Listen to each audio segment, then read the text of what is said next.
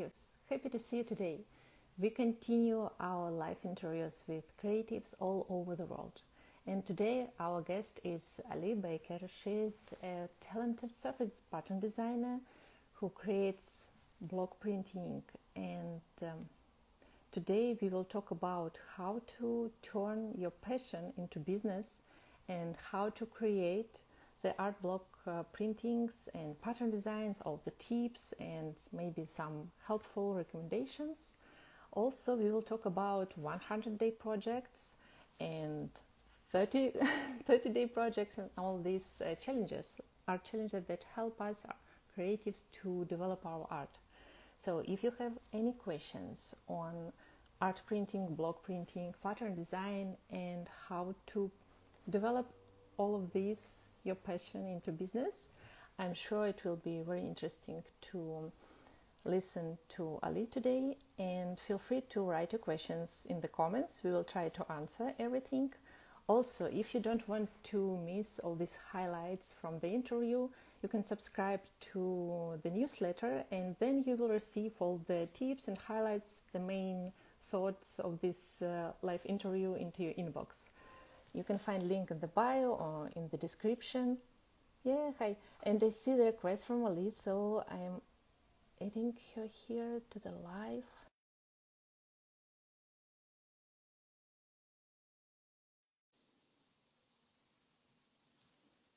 It should work. 1 second. Oh, accept. Yeah. Hi. Hi. Can you hear me? Yes, I can hear you. Can you hear me well? Yes, I can. Right? Yeah. Thank you so much for your time. Sorry. Thank you for inviting me. Oh, I see your prints. It's so nice to always, for me, it's very inspiring to see the artworks on the background. Yeah. So, how are you today? Are you ready? Oh, I'm fine. I'm fine. We have actually pretty good weather. There's other regions in Europe where there's a lot of rain at the moment. But yeah, we have good weather. We're lucky, and so yeah, I'm fine as well. So yeah. Wonderful. Usually first, I am always curious about the artistic background, because for me personally, I hope for our listeners, viewers too, it's interesting to know how does it start everything, and what was at the beginning. Do you have any formal art education? And can you hear me? Sorry. I feel like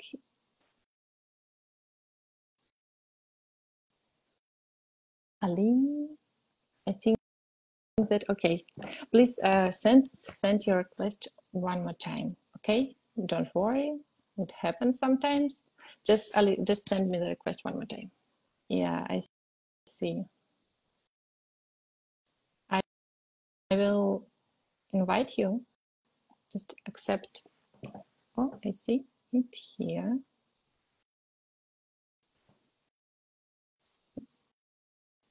Yeah. Okay, I'm back. Yeah. Thank you for joining the live video. So let's start from the beginning one more time. Can you please share with us your art's background, your story? Yes.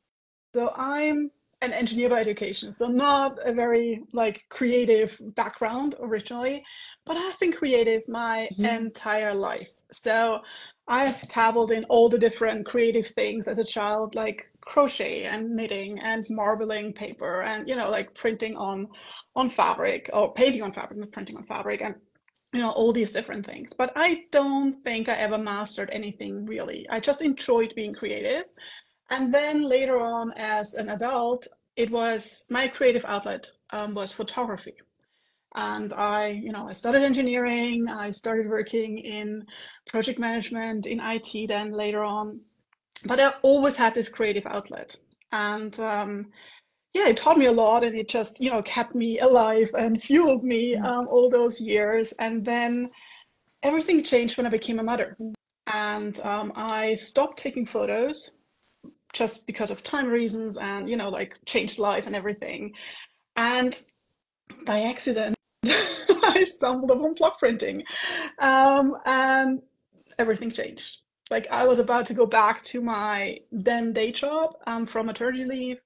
I saw somebody block printing or carving their own stamps and printing those like mesmerizing repeat patterns. And I was like, wow, this is amazing. Wait, what? You can carve your own stamps, you know? Because I had tried to like draw my own patterns by hand, just, you know, with a marker or something like that. And it didn't stick. It was not my approach to being creative. So I'd started that or tried that a few years prior to that, and it just didn't work out for me. And I stopped it again and went back to photography and, you know, all these things as my creative outlet. And then I saw this person or like multiple videos of people carving and printing repeat patterns. I'm like, I need to try that. But I'm sure it's super hard, you know, like all these things that go on in your head about about, you know, perhaps not being able to do something you want to do. And yeah, so I just gave it a try. And the rest is history.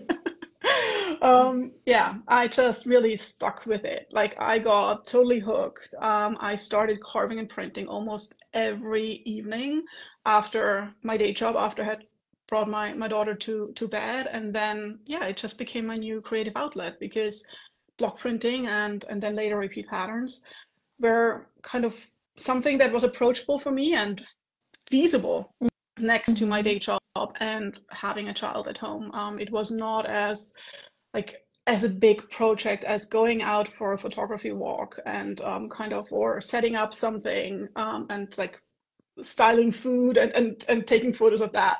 It was just much more approachable. It was something I could do in a much shorter time frame. I could let it sit if my daughter needed me, and yeah, and that's how I really got hooked with and started with block printing. Yeah, that's amazing. And did you know at that moment that you're doing it because you want to make a profession out of it? Did you know that you can earn money with it? Or did it was just like addiction and really like a passion? I will do it no matter whatever. I just want to make these prints. So How when it was for you? I started, or when I went set out to get the supplies from the craft shop here in Zurich, I actually doubted that I would stick with it. Like I was in my head, I was like saying, "Oh, this is just another hobby. I'm just Mm. buying some supplies which I will never use, you know, or just use a few times and then I just put them to the side." So that's what was going on in my head. I never ever thought about doing this as a creative outlet. Now I think sorry, not as a creative outlet, as a business. Now I think I was receptible to it, or receptive to it a little bit. But no, not in my wildest dreams I ever thought that I would have the courage, that I would have the possibility to make this my a business and to quit my day job Mhm. eventually. So no, definitely not. Maybe then we can jump to this part of the story. How have you turned it to the business? Because printing on textile and business kind of not very connected. At the first sight, it looks like they're not very obviously connected. So, what was this transition?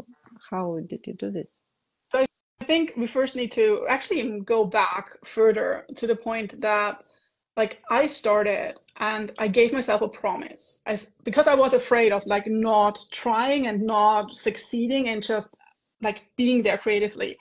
So I gave myself the promise of like really showing up for myself and for my creativity once a week for an entire year. So I had done like a 52 week project prior, or started one with photography, which means you do like one creative project a week. And so I was like, okay, I'm a new mother, I have a baby at home, I have a day job almost full time. Like the only thing I really can do for myself, like I can't show up daily. That's what I thought. That was my belief. I can at least try to do something every week creatively. So I envisioned, you know, taking out some time on a Saturday or Sunday and just print or carve or learn something about printmaking. I didn't even um, restricted to block printing. What I do, I thought, you know, perhaps screen printing could be also something. I was just really curious about different techniques as well. And so I gave myself the promise of doing a 52-week project, knowing from the way I work, it probably will not succeed because I'm either all in or not in. And 52 weeks, like doing something every week is almost too far apart for me. But still, I gave myself the promise because I felt like that's the only thing that would help me, would be possible and would help me stay creative. And then I ended up doing so much more in that first year. And I think I did three 30-day projects or challenges. I did one 100-day challenge that year. So there was like already 190 days of creating in that year.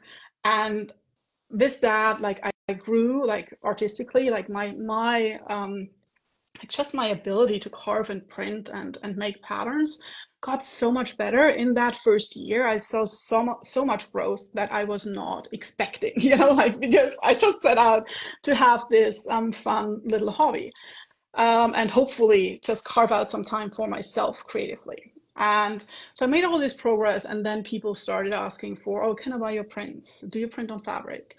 Do you teach what you're doing? And, I was 1 year into that whole journey, and I'm like, at the beginning, I was like, no, no, I don't sell it. I don't teach you. Like, I know, like, it even just stressed me out thinking about it, like thinking about what it would mean for me to, set up a business, like to be able to do this as a business, like, yeah, founding a business and all these things, and what it would mean to set up a shop or, sell a workshop, and are there any legal things and all these things. So I was always pushing it back. And then there were some other life changes happening, and I decided to take a break from my day job, always with the intention to go back to this day job, but to have more time with my family, to have more time creatively, still no business, have more time creatively, and to travel. But then having that freedom for a year, I'm like, okay, but perhaps I could try, So I started selling some prints and things like that. So that's really how it got started, just because of the demand. That also gave me, to a certain extent, the courage to even try, because I got asked, and people, I saw there was a demand for it. Now, obviously, just because a few people ask doesn't mean you can make a business from it, but it kind of was this stepping stone for me to just even dare to think about it, and then take one step at a time from there. But really, the basis was for me that, like, I had this this first year of just creating nonstop next to having a baby and a day job, and that just changed everything for me in the end, and set the foundation of everything else.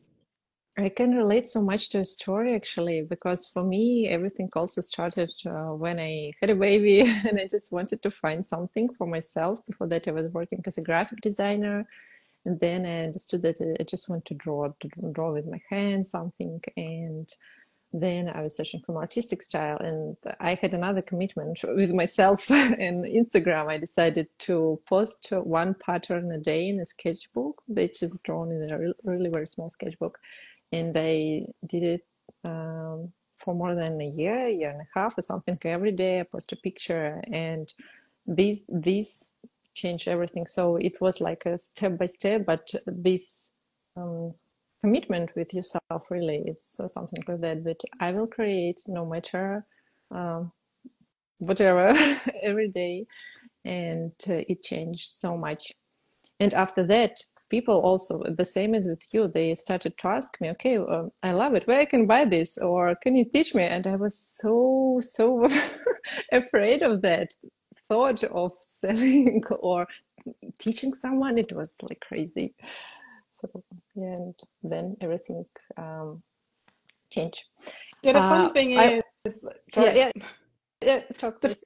Funny thing is, like, there's something else our stories have in common, because, like, for me also, Instagram played like a big role in the whole equation. Because when I decided to do this 52-week project, I decided to start an Instagram account, Three Dotted Penguins. That's the name I gave this Instagram account at that time, and post my 52-week project to Instagram to kind of hold myself accountable.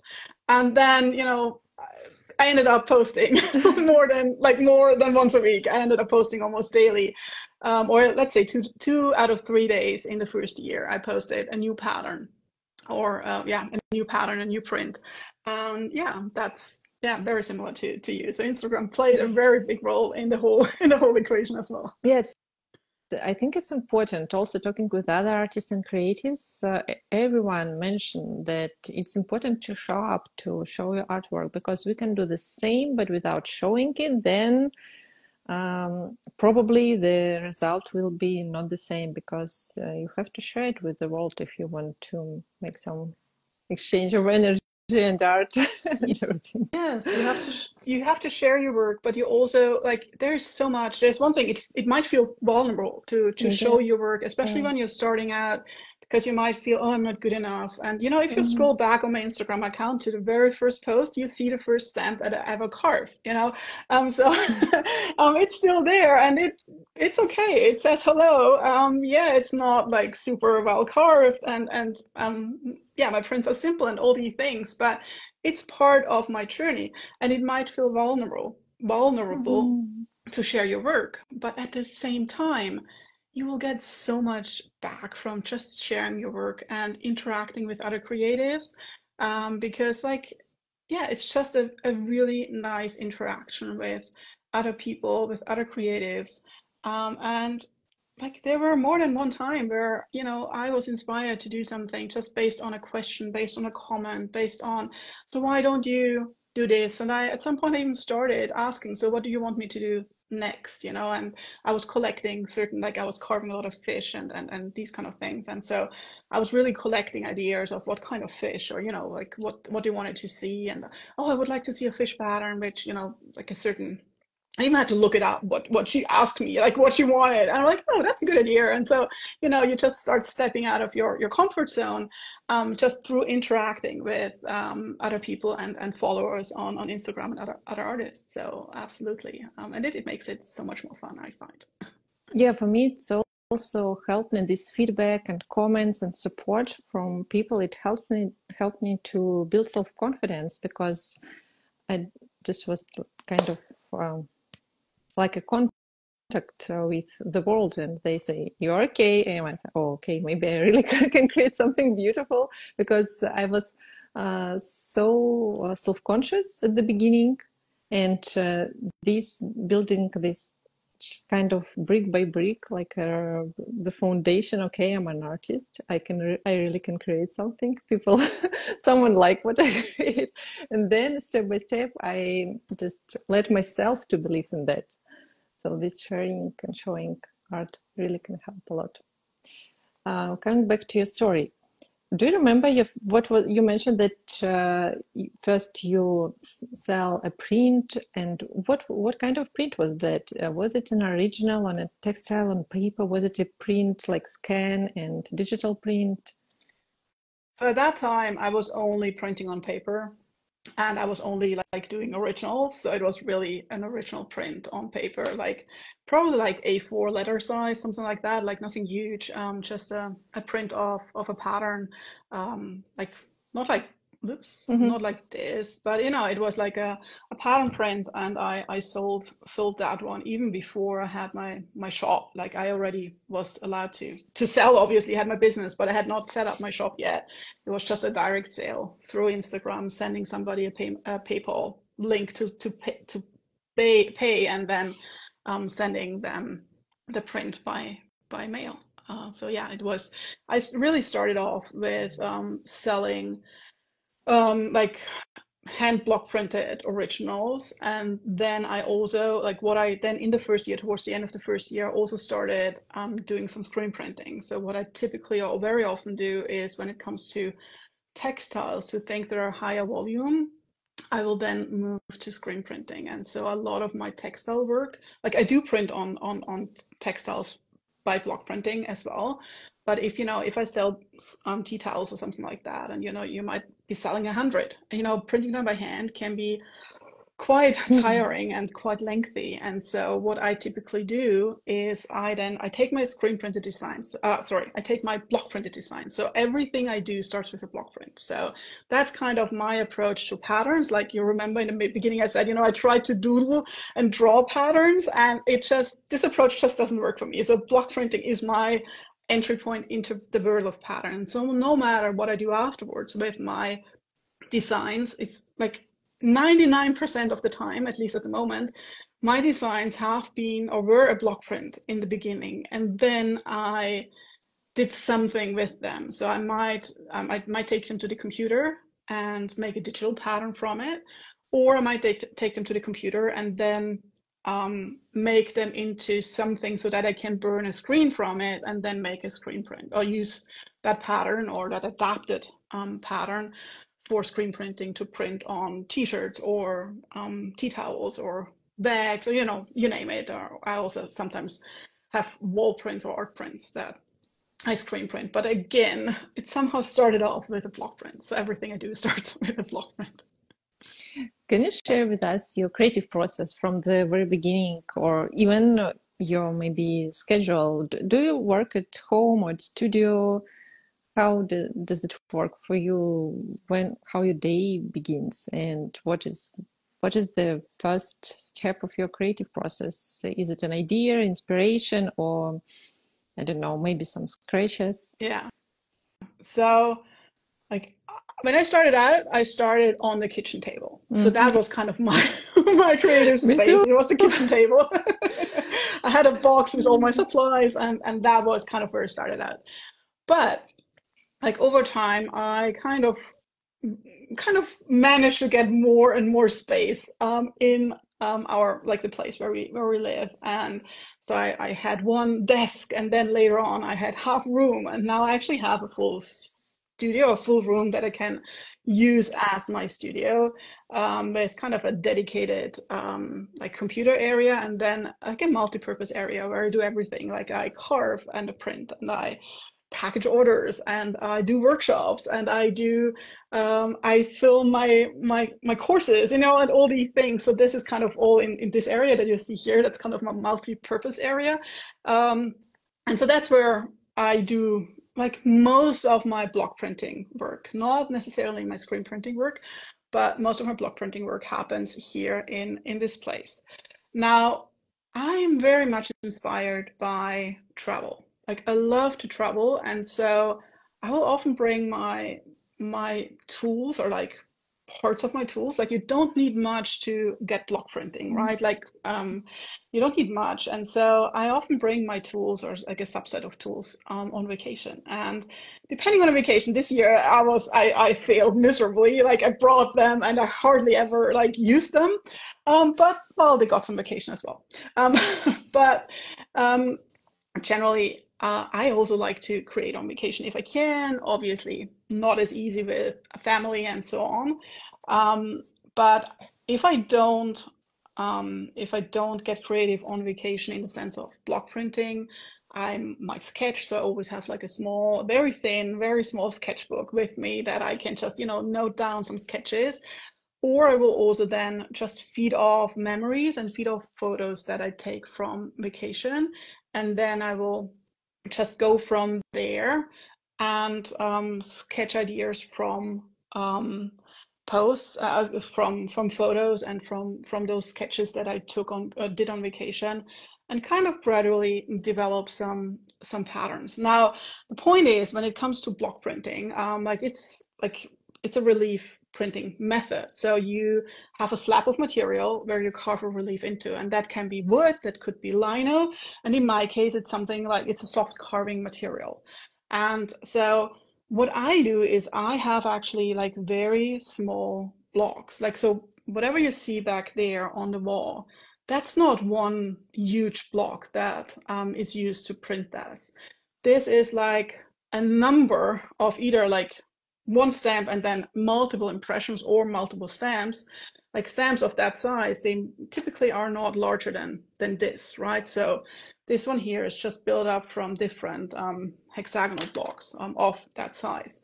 And so every thing I build up is built up from multiple impressions of one or multiple stems. And so my design process starts with like pretty small things, right? So I have like these Mhm. small blocks, and then I take it from there. I start combining them and start turning them.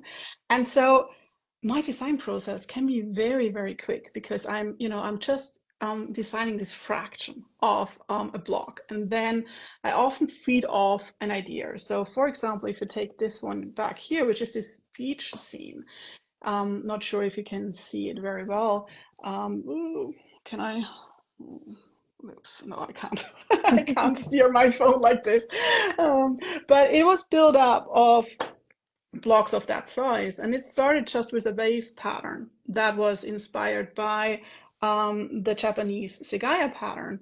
And then I just started adding on to it. So at some point I added a whale, and I added, all these things. And all of a sudden it started to be this beach scene. At first it was a sea scene, and then it ended up being this beach scene of of me just so I often feed off ideas, so either ideas that I get while I'm creative. So that's also why, being creative in a like repetitively, like daily, works really well for me. If I'm in this flow, I can feed off my ideas really, really well, which means I will carve something and I'm like, oh, but I could try this. No, that was my initial idea. So I finished this one, but tomorrow I can then kind of dive into that next idea. And so I just feed off those ideas. And then often my work just expands like this. So I really enjoy being creative by not necessarily planning everything, but by just playing with what I have and then building onto that and just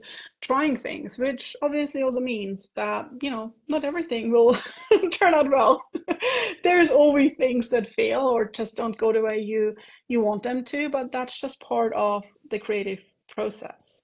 But so generally, I get a lot of inspiration from travel, but I also get just inspiration from everyday life. It can be a shadow on the street. It can be some detail in a flower I see, or something in a billboard. Sometimes it's like these little details you see somewhere and it just sparks an idea, or it's like, oh, I loved how this line was going, and then I try to put it into a pattern stamp and see, what can I do with lines, and these kind of things. So it is really, for me, it really is about walking or going about my life with open eyes and just trying to be inspired. And if I'm receptive to it, obviously, like if I have to be receptive to it, but if I'm receptive to it, there's like all these ideas that come, and I just note down, and then I can create from it. Now, I also have those days where I can't create, obviously, but there is something like I feed off a lot of what is going on around me, and then I'm just working with those ideas and just building something from there. And then once I have this block, I want to have this print. Sometimes, as said before, I might take it to the computer and then make something like kind of go to the next step. Print, like make it a screen print or make a digital pattern from it. Does it mean that you always start from the fraction, from the small element? Or maybe sometimes you have a big picture in your head and you think how to make a part of it and to define this small stamp. How should it look to create that, to build that picture? Or it's more It can about, be, yeah, sorry. because I think when I tried several times to play with block printing, and I usually just sketch a small shape and then I played with it, trying to build different compositions, to mix them, to rotate, to use different layers and so on. But when you were sharing your creative process, I thought that maybe also as you have this constructive thinking as an engineer, maybe sometimes is it possible to see the big picture and then try to figure out, okay, how I can build this with a small element. What is this fraction can be? So I do sometimes. Like I sometimes really know I want to create a certain effect, and then that means that I need to like use a certain stamp shape to get to that effect, or to be able to print something in a certain way. But even if I have, so I often have something in mind, or have in mind how my pattern will look like, just from, what I sketch, how the big end product and the big pattern will look like, how it will repeat. But even if I do that, like even if I have that idea and I make something, like obviously I have this idea and make something very specific, but then I start playing. So very much like you said, like, so it's kind of like this check mark. Yes, that's what I wanted to achieve. Now I have achieved it. And so what else can I do now with, with, with my block prints, right? So what can I do with this stamp? And then often there is these surprising moments of, wait, I didn't even see this coming. And then you just continue playing and like, oh, I could combine it with that. And then like all this creative play happens. But yes, there is obviously, often I have a picture in mind, or like a final print in mind. And it's like, really, how can I just dissect it into something really small? Or do I want to just dissect it into something really small? Because the smaller I go, the more I will need to print, right? The larger my blog is, the less I will need to print, or the less impressions I will need to print, to cover the same surface, the same area. But yeah, it is like there is an initial idea. It can be either that size, or it can be something bigger, and I break it down into one block, or perhaps a couple of blocks. But then there is like a very important part of my creative approach is that I do a lot of pattern play, and just play with my stamps and see how I can print them other than what I initially intended. And sometimes like really surprising things will happen, and like whole, like my kind of my prints take a whole new avenue down, like go down a new road, and surprising. And sometimes it just is a complete fail. You never know, right? And so it's all about trying and just playing. Yeah. Can you share some tips for creatives, for artists who are already experimenting with art blocks, but it's still kind of a hobby, but they want to turn it into art business? How can they do this? Maybe some suggestions. I think like with any creative business, right? It's a matter of like, what do you offer? What is your offer? Like, are you a block printing? Are you drawing patterns like you do? Are you painting? Like, what are you offering? What are you known for? And what would people want to buy from you? And like with artists, often the easiest entry point is selling your products or selling your art to the buyer, right? So in my case, it was really starting with selling prints, but then also selling reproductions. In my case, just doing screen prints myself. So it was still hand printed. It was still kind of like produced by myself. Like obviously I bought the pre-sewn tea towels and all these things, t-shirts, but then I printed on them. But what can you actually sell, right? Or is there something you can teach?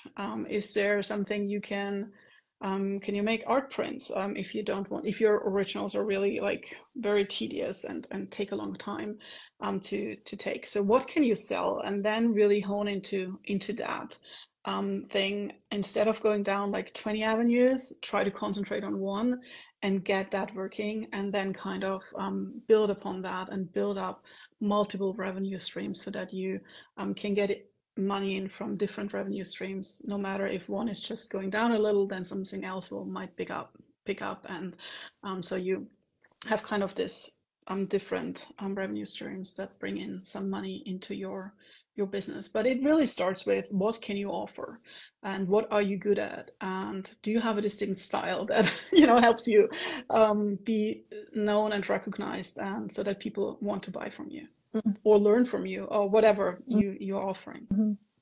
And what were your steps? Did you first make the online shop? How did you do this? Did you have any help? Did you do everything by yourself? And then you bought some materials to make these towels, right? And also you took the photos of the products. You figured out how to make the payments and to receive the payments, right? How to then send their package right to worldwide. It's really not easy. How did you manage everything? Yeah, so like I started everything without having my own website. So the only thing I had at that time was Instagram. And I had like probably 30,000 followers on Instagram when I started. And um so like my first sale was just an Instagram DM. I shared a link to PayPal. So yes, I had figured out how to set up a business account with PayPal and how to send an invoice through PayPal so that somebody could pay me. They gave me their address and I sent it to them. Now, yes, you mentioned another important thing. It was an international order. It was not Switzerland, so I had to send it to somebody. I don't even remember where. It might have been in Europe, but I had to send it to somebody outside of Switzerland, which means, oh, what do I need to actually adhere to? And that was really something that took me quite a while, and I went down a rabbit hole of, so what does it mean to send to the European Union from Switzerland, because Switzerland is not part of the European Union? What does it mean to send to the US? Like, am I allowed to? And you start hunting down things. Like you read something and then you just go down a rabbit hole and you realize, oh, that was the wrong one. I need to go to another one. And so yeah, so I think I figured it out after like a while. And I then decided to not do my own website because I felt like it was just daunting to start my own website.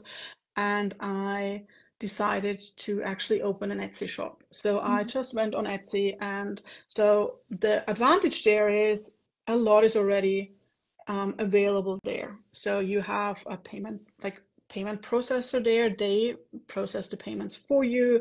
You pay a fee for that, but you also pay a fee if you process them yourself.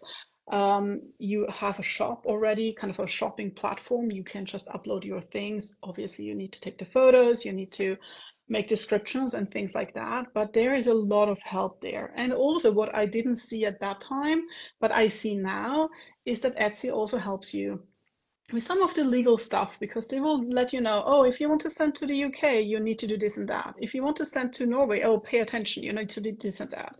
And so you will actually get some help with these kind of things. So for me, it was really helpful to start on Etsy, and I'm still on Etsy. To start on Etsy and to just use a platform that is already there, even though I was driving most of my customers to, or bringing most of the customers to Etsy and not necessarily Etsy bringing the customers. But it's helpful. They can also bring you some customers, right? Because they already have like a search engine and, people go there to shop. So there is an advantage having that, right? But I started running my business without a website. I started running my business just um, from Instagram. I then added an email list without having a website. And then I started collecting emails, also like just sending them to a sign up page from my email provider. And then I had like a one-page website just to say, oh, well, hi, I'm Ali. And then I realized, well, I wanted to do some workshops, some online workshops. And then I realized, well, oh, how do I sell them? Oh, and perhaps I need a page on my homepage. So I just added a second page on my homepage and figured out, okay, I don't use Stripe as my payment processor, but I just integrated them really with a very simple plugin. It was a very easy page where I kind of sold my website, my workshops, and just had this checkout to Stripe, and it was nothing complicated. I really started with I kind of added those layers of my business that I needed to add at the time, and often we are held back by those beliefs that we need kind of I don't know what, and I also was, but in the end I still ended up doing it halfway, like in the sense that there was not this fancy homepage. It still is not a fancy homepage that I have. It was not this fancy homepage. It was not this super professional setup. It was what I needed at that time, and so really starting with these small steps. But yes, there is some research involved, and locally, like for example, here in Zurich, there is like a startup center that you can go to. They will have some, they have some, they could get some free consulting or something like that. They can give you for like a few hours, and then they also have some like talks about certain topics that are important for people who start a business. And so if you are thinking about starting a business, have a look what you can find locally, like in your either in your country or in your city or the town you are. Are there any business groups that can help you with these first steps to what does it mean to start a business? Like what do you need? And then really just take it step by step. Start with one thing and then add onto it. You don't need to have like everything. You need to have some web presence and you need to be known somehow. And for me, it was Instagram at that time. And then just build from there.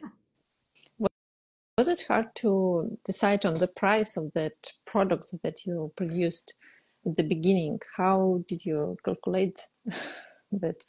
Yes, that was hard. I mean, it's like you don't know.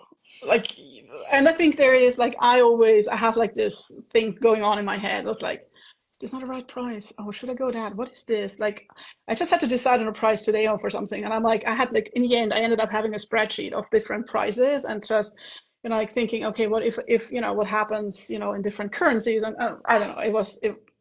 Yeah, sometimes I just have to write things out. But in this case, when I started out, I really like I was going with my gut and also having a look what other people were selling their things for. Now, the point is, it's always hard to compare because like as soon as you have something that is handmade, compared, and even if it's hand printed through screen printing, it's a different item than if somebody has it manufactured by somebody who is perhaps also screen printing the tea towels, but they print 1,000 pieces, like in an hour because it's this automated machine doing the screen printing.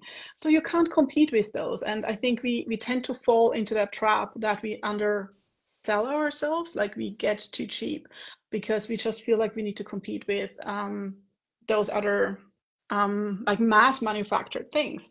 But yeah, it was hard. It was like really, like, there was a lot of self-doubt involved in also when I offered my first workshop, is anybody going to pay that? Like, because I definitely didn't price myself. Like, I think I still underpriced myself, but there you would always find somebody offering it cheaper, like always. And so there's always this self-doubt. And yeah, it's just really about thinking about what your work time is worth. In the beginning, a lot is also learning, obviously. And so your work time might be worth a little less, but you still need to be able to pay yourself and you still need to be able to at least get in, like, even if you see it as a learning curve in the beginning, you need to get in all the costs that you have because otherwise you just have a very expensive hobby, right? Mm-hmm. And so it is tricky and it's just something to just don't underprice yourself. And yeah, it's hard. I totally agree, but just value yourself and have a look. Don't try to compete with people who sell, or with big companies who sell something that is mass manufactured. It's just not going to work that way for us, unfortunately, even though like we are kind of pushed in that way. Mm-hmm. But nowadays, does it work for you, this income from your self handmade products, or maybe the main part of your income is from the educational projects and the workshops? If it's okay to share Yeah. for. So I have multiple income streams. When I started out, I had three income streams. One of them was workshops, one of them was my shop, and one of them was a third one. And they were kind of like 1/3 each in revenue, right? Talking about revenue and not profit. And then, your income or your revenue always tends to come from where you put your efforts, right? And so I have put a lot of my effort in the last years in my education side of my business, which is not the only thing where I want to go, but because I put more effort there, I also have more revenue coming in from that side. No, like absolutely. I mean, at the moment, I even have my shop closed. You know, so there's nothing coming in from my shop. I closed it before the summer, and it's still closed until October. But so these are conscious decisions that I'm taking, and which then also obviously have an impact on my revenue from that side. But yes, at the moment, I have a much larger part of my income or my revenue is coming from the education side than it comes from the shop side. But it definitely has like it just comes from the fact that I put the efforts there, right? And so that's one of my goals for the next year, to then also put more efforts into like other areas of my business Mhm. again, to kind of level out my income streams. And also with this educational part of your life, do you do everything by your own, or maybe you have some assistants, or do you create all these courses, videos, reels, and websites again by your own? Yeah, so I'm I'm mostly on my own. So I have somebody who's helping me with my videos, with the video editing, at least on the English side. On the German side, I do most of the editing myself. I sometimes have somebody help me a little bit. But then my English speaking editor kind of does the fine tuning of my German speaking videos as well, because I just want to have everything done by one person in the end. But so I have somebody help me with my course videos. And I now also have somebody who is helping me inside my course with kind of student support going forward with my course that is starting in 2 weeks with the deep dive. But other than that, I'm doing most of it on my own. Now, I do have, like, I'm an engineer, so I do have some experience with coding, with websites and stuff like that. I also have a husband who, who is an engineer, so like when it comes to the technical setup, he sometimes also does stuff for me. Like he's not designing my websites or doing anything like that, but you know, if there's anything, oh, our wireless needs to be strong so that I can actually hold an online workshop from home. He's the one who is looking into that and making sure that our wireless setup or our network setup, like so that we have a strong internet connection, is working. So that's like I do have some support there, unpaid in that sense, because he is my husband. But yeah, so but I still do most of it myself, and that does yeah, that does definitely take a lot of time, and it also takes a lot of like your mental energy, because you are like doing so many different things just to get one thing done, you know. Yeah, but that's how it is at the moment. Um, and how do you promote your art and your art courses also? Do you use Instagram target, or maybe you just make different reels that get the audience just organically, or maybe something else? So Instagram was my like that's my home base, right? That's where I started, that's where I grew. Um, I then started, as I said earlier, I probably like 2 years, 1.5 years, something like that. 1.5, 2 years into my journey, I started an email list, which kind of grew like very, very slowly, but it helped me also then reach people who were interested like directly, because like also with Instagram, I think many of us know that like we are reaching only like a portion of those people that are following us. And so it's just a good way of people not missing out on like paid and also free things that you're offering. Like Yeah. like I regularly offer free things, and so just for people to know what I'm offering. So I definitely use my email list to sell my courses, and but also notify my followers about any free Mhm. things I'm offering, and also share tips on there that I don't share on Instagram and things like that. Um, but so that's definitely something. So it's a mix between email list and Instagram. I also do run ads, or started running ads at times for certain things to just get myself known to a wider audience. But that mostly is just to like for free things, like so that they get to know me, and then I do like the selling, the marketing via Instagram, and then email. Thank you so much sharing. It's very interesting. And about newsletter, how much effort do you put there? How many emails in a month do you write and send? At the moment, like I was very inconsistent. I always had the goal of sending it like once a month, and then, like it's similar to this 52-week project story. If I don't do something consistently, like it's not happening. And so it was like sometimes it was once a month, and then it was like 3 months nothing. And so now I'm really taking the conscious effort of sending an email a week, not a day. Oh my God.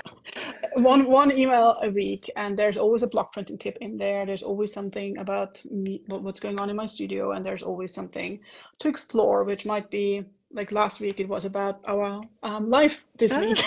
So I was sharing about that That's in nice. my newsletter last week, and yeah, so it's just different things that are going on. And then obviously if there's a course, or if you can sign up for something, there might be additional emails that um, come with that. But typically, I try to inform Mhm. people just from these weekly emails. It just helps me to be consistent. And I'm also trying to get back to that consistency on Instagram, because I used to post daily, and it's a struggle for me at the moment.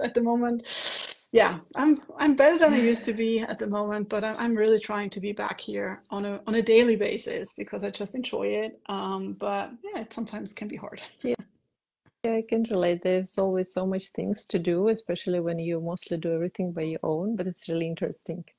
I also would like to share very simple tips for someone who is just maybe watching this live and see your prints on the wall and think that it's something, it looks like it's very complicated things. But I suppose that if you can agree or no, that or not, that it's easy to start with very simple tools like an eraser, even if you don't have the lino or cut special block, then can you maybe give some advice for someone who wants to try it and explain on the very simple steps how to do this, if you don't mind? Yeah, I just don't have some. I was thinking if I have some very simple examples, because in the end, you can block print with a potato, right? Like, I Yeah. mean, that's the easiest thing. The drawback is like if you cut something into the potato, it will perish, and so it will not hold up to like it will not live for a long time. Now with a rubber stamp like I have, it will live for years, so you can just reuse it. But you can start with a potato and some paint that you have at home, but you can also just invest in a lino carving tool like this one here, this one is by Speedball, but you will find one by Speedball, you will find one by Avic, wooden handles, and they are like an investment of 10 to 15 US dollar, euros, Swiss francs, depending on your currency. But they are a pretty low investment, and you already can have great results with those beginner tools if you're carving on soft carving material like I'm carving. Like I'm using soft carving material like this. This is kind of like an eraser that is optimized for carving, and just larger, like you get them in larger sheets, and I just cut them down to use them for my block printing. But it really is about just being playful and trying, and just approaching it with the joy of creating, because you can make beautiful, beautiful, beautiful prints with very simple tools, with a potato, with an eraser that you cut down with a kitchen knife, or you use a cookie cutter to like make a shape in your potato. And then the trick really is always to get the right amount of ink. And that's where a lot of people get hung up, especially when you use like ink that is not made for block printing, and you might want to use a potato or something like that. You typically end up with too much ink. And so it always is a matter of like getting a thin layer of ink on your block. And so with a potato, I would not use like an ink pad, just like the organic potato. Yeah, I don't know. I wouldn't use that, but use a sponge or something like that to really softly apply the ink on your potato. Don't just push it into like this blob of ink to get the thin layer of ink on your potato, on your eraser, whatever you have. And that way you can already get like really, really nice results with very simple shapes. And then once you like are ready to move on to like more durable materials, like soft carving material, you then can also move to like ink pads, and they already do kind of the thin application, like apply the ink already very thinly on your rubber, on your stamp, and that way you can get really, really nice results. And then it really is like taking one step at a time. Start with a simple like a simple block, and then you can build up to repeating patterns. Like this is not a tessellating pattern, but this is just printed like a block printed in repeat. But then you can also move up to something like this, which Wow. is repeat patterns printed from, this one is printed from a shell shape. And so that's a lot of what I do, is like kind of having tessellating shapes of blocks that then will just, print seamlessly. But that's the next step, right? And that's what I teach in my courses. It's kind of like I really take people from like, how do we carve and really build that strong carving and printing foundation, to then really making blocks and prints like you see behind me. And so this is just, but if you want to start out and just give it a go, just get started. Just really play without, I think we often put too much we put too much pressure on ourselves that whatever we create is perfect. And there is so much beauty in just letting, like following the flow and letting ourselves play. And I think by posting and sharing, we often overcome that resistance and this fear of like, what I do is not as good as it is. Like we are our biggest critics. And so if we don't share about it, we will always sit in this like, we are the biggest critic of ourselves, and we are not good, and these kind of things. And I think by sharing and just seeing other people's reactions, like you said earlier, this can also help start believing in ourselves and making that progress, because we see what we do is actually not as bad as we internally thought we are doing, like we are. And so just really my tip is approach it with simple shapes, simple tools. Don't let yourself be held back by what you don't have. Use what you have, and then take it step by step and share your work, because that's the way how you can grow creatively.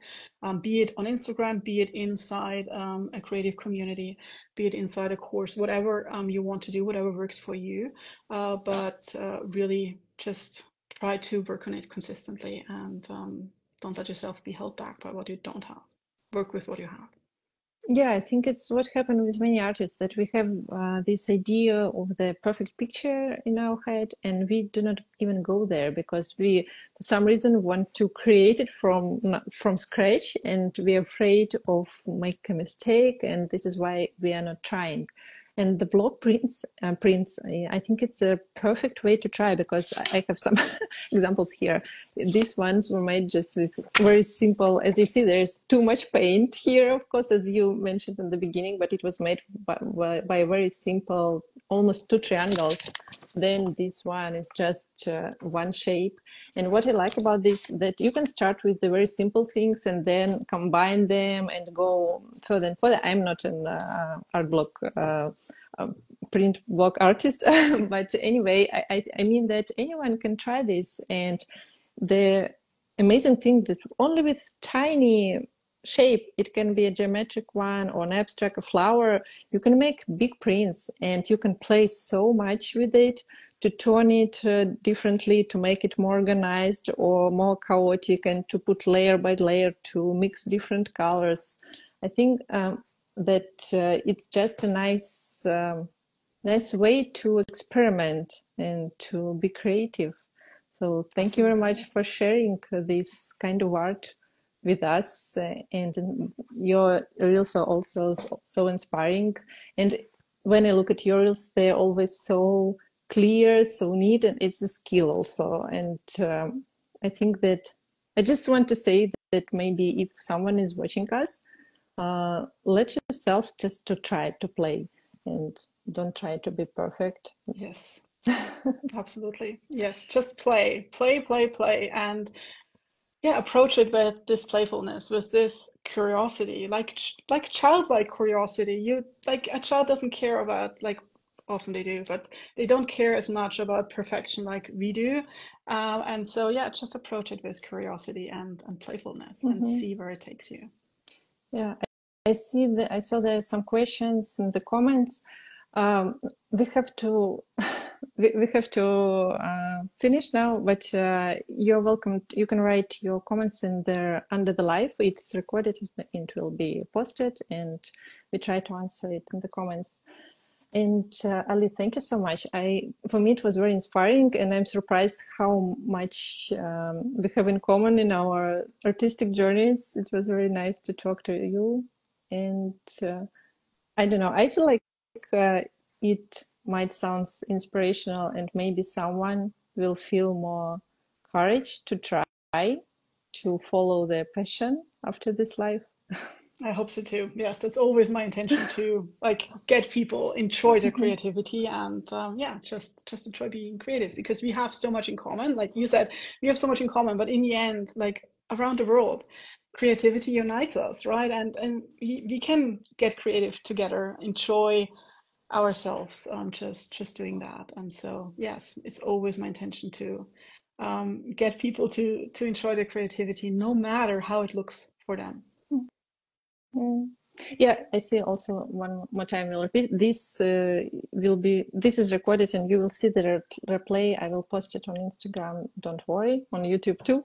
So thank you very much one more time, and hope to see you. I think that we have more things to talk about. maybe We do. maybe it will be nice to organize next live someday. Thank you so much. Yes, thank you for having me. Yeah, thank you. Have a nice day. Bye.